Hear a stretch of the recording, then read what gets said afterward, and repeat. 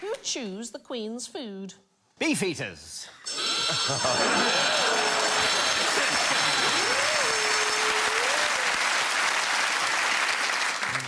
Bacteria. Oh. Yes, we're going to accept that, except that we are in the land of honey. It's a bee. The worker bees. The worker bees? The worker bees are the other... It's not all the other bees, because they divide up into lots of So categories. there's lazy ones as well. There are drone ones, there are scout ones, there are worker ones. There are product development bees, Yeah. aren't there? Yeah, marketing. They've achieved very little recently. I mean, it is just honey, isn't Yeah, it? it's just strange. Unless it's Manuka honey and then it's 15 quid. Yeah. Yeah. What are those bees on? But when you compare them to Kit Kat, I mean, Kit Kat, there's orange Kit Kat, various... I mean, they've really worked on the product development compared to honey. It's just honey. So worker bees, they pre-digest the Queen's food because she doesn't have the necessary glands to digest it herself. Even more unpleasant than that, they have the power to put her on a crash diet. What? Yes, I know.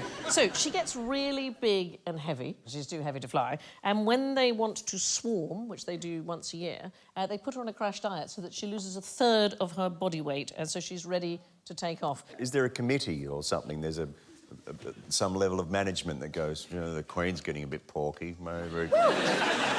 Genuinely don't know how these decisions are made. So, for example, choosing a new queen, they seem to select rather randomly a bee at the larva stage. And they give it a special diet, different from all of the workers. So these are queen cups. These are new queens being developed. Most larvae are fed honey and pollen by worker bees, but occasionally one is fed only royal jelly, which is a sort of protein that's secreted from the glands in the worker bees' heads. And this one is elevated to royal status and becomes queen. But I like that you asked the question, because the truth is we don't know.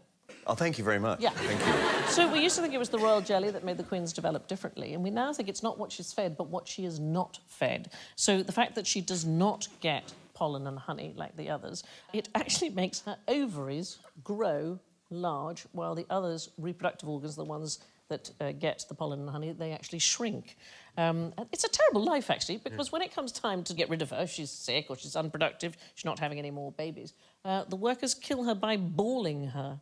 Oh, I don't know if I want to know what that is. No. It's not what I think it is. No, large group swarms tightly around her and Better than I was thinking. Yeah. raises her body temperature until she is fatally overheated. I know! This is awful. I love that we're all feeling sorry for this queen bee. But actually, we say queen bee, since Aristotle's time, it was always assumed it was a king. It took until the 1670s. There was a Dutch scientist called Jan Swammerdam, and he dissected a king bee under a microscope and rather just shocked to discover the size of the ovaries, which represent a quarter of a mature queen's body weight. He also learnt this great thing. If you remove the queen from the hive on a stick, all the other bees will follow you. And this is a beekeeping trick that people use now. And the most bizarre use was in the 18th century in show business. There was a beekeeper called Daniel Wildman.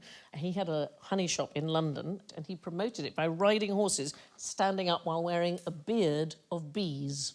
And that made people buy from his shop rather than just thinking he was mad. It's pretty startling if you have a look. This is not him, but these are other people who have the skill of getting bees to do as they please. Did they all have honey shops as well? I think they were just selling tickets in the end, because there was a woman called Patty Jones, so she was the wife of the inventor of the modern circus, Philip Astley, and she used to perform horse riding stunts, but she used to have a swarm of bees on her hand imitating a lady's muff. I mean a hand warmer. So do I.